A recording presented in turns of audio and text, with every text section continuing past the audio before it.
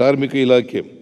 ನಮ್ಮ ಸರ್ಕಾರವು ಪ್ಲಾಟ್ಫಾರಂ ಆಧಾರಿತ ಗಿಗ್ ಕಾರ್ಮಿಕರ ಬದುಕಿನ ಭದ್ರತೆಗಾಗಿ platform based gig workers fund and welfare fee bill ಎಂಬ ಹೊಸ ವಿಧೇಯಕವನ್ನು ಜಾರಿಗೆ ತರಲಿದೆ.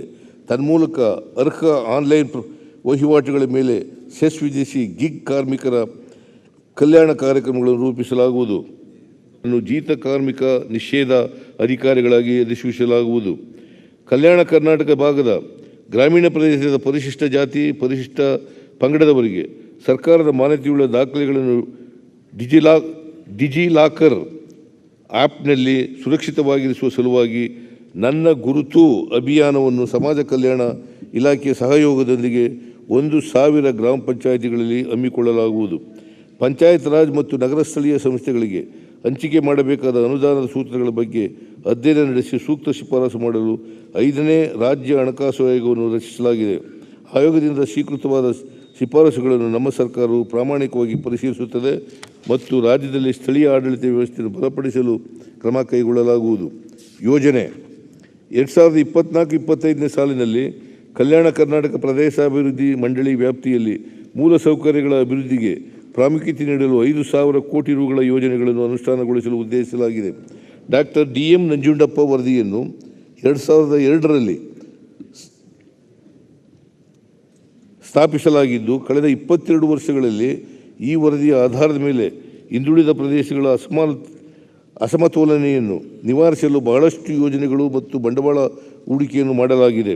ಇದರಿಂದ ಆಗಿರುವ ಬದಲಾವಣೆಗಳು ಮತ್ತು ಪರಿಣಾಮಗಳನ್ನು ಅಧ್ಯಯನ ಮಾಡಲು ಪ್ರಸಕ್ತ ಸಾಲಿನಲ್ಲಿ ಒಂದು ಉನ್ನತಾಧಿಕಾರಿ ಸಮಿತಿಯನ್ನು ರಚಿಸಲಾಗುವುದು.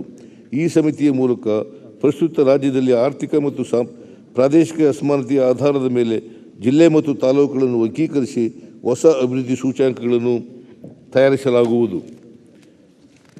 ಕರ್ನಾಟಕ ರಾಜ್ಯ ಪರಿವರ್ತನಾ ಸಂಸ್ಥೆಯ ಮೂಲ ಉದ್ದೇಶಗಳು ಮತ್ತು ಕಾರ್ಯವನ್ನು ಸೂಕ್ತವಾಗಿ ಬಿಂಬಿಸುವ ನಿಟ್ಟಿನಲ್ಲಿ ಸಂಸ್ಥೆಯ ಹೆಸರನ್ನು ಬದಲಾವಣೆ ಮಾಡಿ ಕರ್ನಾಟಕ ರಾಜ್ಯ ನೀತಿ ಮತ್ತು ಯೋಜನಾ ಆಯೋಗವೆಂದು ಪುನರ್ರಚಿಸಲಾಗುವುದು. ನಗರಾಭಿವೃದ್ಧಿ. ಬೆಂಗಳೂರು ನಗರವನ್ನು ವಿಶ್ವದರ್ಜೆ ನಗರವನ್ನಾಗಿ ಅಭಿವೃದ್ಧಿಪಡಿಸಲು ನಾವು ಬ್ರ್ಯಾಂಡ್ ಬೆಂಗಳೂರು ಪರಿಕಲ್ಪನೆಯನ್ನು ರೂಪಿಸಿ ಜಾರಿಗೊಳಿಸುತ್ತಿದ್ದೇವೆ. ಜನರ ಬದುಕಿನ ಗುಣಮಟ್ಟ ಸುಧಾರಣೆಗಾಗಿ ಹಾಗೂ ಹೂಡಿಕೆದಾರರನ್ನು ಆಕರ್ಷಿಸಲು ವಿವಿಧ ವಲಯಗಳಲ್ಲಿ ಗಣನೀಯ ಸುಧಾರಣೆಗಳನ್ನು ತರಲು ಹಲವಾರು ದಿಟ್ಟ ಕ್ರಮಗಳನ್ನು ತೆಗೆದುಕೊಳ್ಳುತ್ತಿದ್ದೇವೆ. ಪ್ರಸಕ್ತ ಸಾಲಿನಲ್ಲಿ ಸಂಪನ್ಮೂಲಗಳ ಹೆಚ್ಚಳ, ಸಂಚಾರ ದಟ್ಟಣೆ ನಿವಾರಣೆ, ಗುಣಮಟ್ಟದ ರಸ್ತೆಗಳ ನಿರ್ಮಾಣ, ಶುದ್ಧ ಕುಡಿಯುವ ನೀರಿನ ಪೂರೈಕೆ, ಉತ್ತಮ ಸಾರ್ವಜನಿಕ ಸಾರಿಗೆ ಮತ್ತು ಸ್ವಚ್ಛ ಸುಂದರ ಬೆಂಗಳೂರು ನಿರ್ಮಾಣದ ಕುರಿತು ಹೆಚ್ಚಿನ ಗಮನ ಹರಿಸುತ್ತೇವೆ. BBMPಯಲ್ಲಿ ತೆರಿಗೆ ಮತ್ತು ತೆರಿಗೆಯೇತರ ಸಂಪನ್ಮೂಲಗಳನ್ನು ಕ್ರೋಢೀಕರಿಸಲು ಸರ್ಕಾರವು ಹಲವು ಉಪಕ್ರಮಗಳನ್ನು ಕೈಗೊಳ್ಳಲಿದೆ. 23-20ನೇ ಸಾಲಿನಲ್ಲಿ 4,300 ಕೋಟಿ ರು ತೆರಿಗೆ ಸಂಗ್ರಹ ಮಾಡುವ ಮುಖಾಂತರ ದಾಖಲೆಯ ತೆರಿಗೆ ಸಂಗ್ರಹ ಮಾಡುವತ್ತ ಮುನ್ನಡೆದಿದೆ. ಇದು 22-23ನೇ ಸಾಲಿಗಿಂತ 1,000 ಕೋಟಿ ರುಗಳಷ್ಟು ಹೆಚ್ಚಾಗಿದೆ. 24-25ನೇ ತೆರಿಗೆ ಸಂಗ್ರಹ ವ್ಯವಸ್ಥೆಯಲ್ಲಿ ಸೋರಿಕೆ ತಡೆಗಟ್ಟುವ ಮೂಲಕ 6,000 ಕೋಟಿ ರುಗಳಷ್ಟು ತೆರಿಗೆ ಸಂಗ್ರಹದ ನಿರೀಕ್ಷೆ ಇದೆ. ಪ್ರಸಕ್ತ ಸಾಲಿನಿಂದ ಪರಿಷ್ಕೃತ ಜಾಹೀರಾತು ನೀತಿ ಮತ್ತು ಪ್ರೀಮಿಯಂ FAR ನೀತಿಯನ್ನು ಜಾರಿಗೆ ತರುವ ಮೂಲಕ ಹೆಚ್ಚುವರಿಯಾಗಿ 2,000 ಕೋಟಿ ರುಗಳನ್ನು ಅಷ್ಟು ತೆರಿಗೆಯೇತರ ಸಂಪನ್ಮೂಲ ಸಂಗ್ರಹಿಸುವ ಗುರಿ ಹೊಂದಲಾಗಿದೆ.